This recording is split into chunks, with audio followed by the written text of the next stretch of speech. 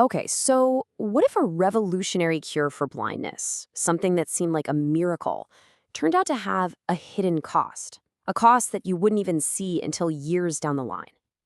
Today, we're diving deep into the CATT trial. This was a landmark study that absolutely changed how we treat a leading cause of vision loss. But it also taught us a really surprising and frankly crucial lesson 5 years later. Take a look at this. This is a scan of someone's retina, and it has what's called wet age-related macular degeneration, or AMD. You can see how the layers are all warped and swollen. That's fluid leaking from bad blood vessels where it shouldn't be. For decades, getting a diagnosis like this was just devastating. It meant you were on a pretty certain path to losing your central vision. And this isn't some rare disease either. We're talking about the #1 reason older Americans lose their sight. It makes it impossible to do the simple things, like read a book, drive a car, or even see the faces of the people you love. So the stakes for finding a treatment that actually worked were, and still are, incredibly high. Then, boom, in the mid-2000s, a total revolution happens. A brand new class of drugs called anti-VEGFs comes along, and they can literally stop this disease in its tracks. But this incredible breakthrough created a whole new problem. A question with billion-dollar implications that just had to be answered. And that's what led to one of the most important clinical trials in the history of eye care, the CATT Trial. All right, so here were the two contenders in the ring. On one side, you have Ranibizumab. The brand name is Lucentis. It was FDA approved, it was a miracle drug, but it cost a jaw-dropping $2,000 per shot. Then on the other side, you have Bevacizumab, or Avastin. This was actually a cancer drug that was chemically very similar, and doctors were using it off-label for just $50 a dose. So the massive billion-dollar question was, is the expensive drug really 40 times better? The CATT trial was set up to find out. And the way they designed this trial was just brilliant. They took over 1,000 patients. They randomly put them on either the expensive drug or the cheap one. Simple enough. Then they split them again. Half of the people got an injection every single month, like clockwork, no matter what their eye looked like. The other half only got a shot when the doctor actually saw signs the disease was active. It was just a perfect, elegant design to answer the question. And wow, the initial results, they were nothing short of a miracle. Just look at this. On the left, that's the diseased retina we saw at the beginning. And on the right, that's the same retina after just 1 year of treatment.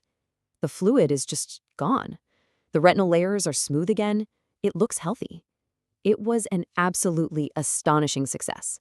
And to put a number on it, patients getting monthly Ranibizumab gained an average of 8.5 letters of vision. That's like reading 2 extra lines on the eye chart. But here's the kicker. The cheaper drug, Bevacizumab, worked pretty much just as well. So after 1 year, the stunning conclusion was that the $50 drug was just as good as the $2,000 one. I mean, what a massive win for patients, right? But the story was far from over. Because while those first couple of years felt like a total triumph, the 5-year verdict told a much more complicated and, honestly, a much more sobering story. The big question became, why did these incredible early gains just disappear? Okay, so this is the critical turning point in the story. After 2 years, the strict rules of the CATT trial ended. The patients were essentially released into the real world. From then on, they and their doctors got to decide what treatment looked like. And this shift from a rigid study protocol to real-world clinical practice is absolutely key to understanding what happened next. So, over the next 3.5 years, the average patient got about 15 injections. If you do the math, that works out to a shot roughly every 3 months. Now, that shows you what a huge burden this disease is. It's not a one-and-done cure. But it also begs the question, was that enough treatment? And as we're about to see, the answer was a loud and clear no. This timeline really tells the whole story, doesn't it? That first year, you see this fantastic climb in vision. Year 2, they're holding strong, maintaining those gains. But then, from that peak, you see this slow, just heartbreaking decline. By the 5-year mark, these patients had lost a staggering 11 letters from their best vision. And here it is, the final, really disappointing result. After 5 years, after thousands of injections, and all of that initial hope, the average patient ended up 3 letters worse than when they first started the trial. The miracle had completely vanished. So what on earth went wrong? Well, the answer wasn't just that people weren't getting enough treatment in the real world, although that was definitely part of the story. The data started to reveal something way more complex. a kind of hidden cost to the treatment itself, a trade-off that was slowly, quietly revealing itself over time. I mean, think about it for a second. We know the drugs were fantastic at getting rid of that damaging fluid. We saw the pictures. So if the fluid wasn't the whole problem, what was? What was the dark side of treating this disease so aggressively? And here is the smoking gun, right in the 2-year data. The group that got treated more often, that monthly group, was way more likely to develop something called geographic atrophy. Look at that, 24% of them got it, compared to only 15% in the group that got treated less. So it seemed like more medicine was actually causing a different, more permanent kind of damage. So what exactly is geographic atrophy, or GA? Well, it's pretty much what it sounds like. It's the death of the actual light-sensing cells in your retina. And unlike the fluid from wet AMD, which you can treat, this is permanent. It's irreversible. Think of it like a permanent scar forming on the film of a camera. It creates a blind spot that you can never, ever get back. And this problem just exploded over time.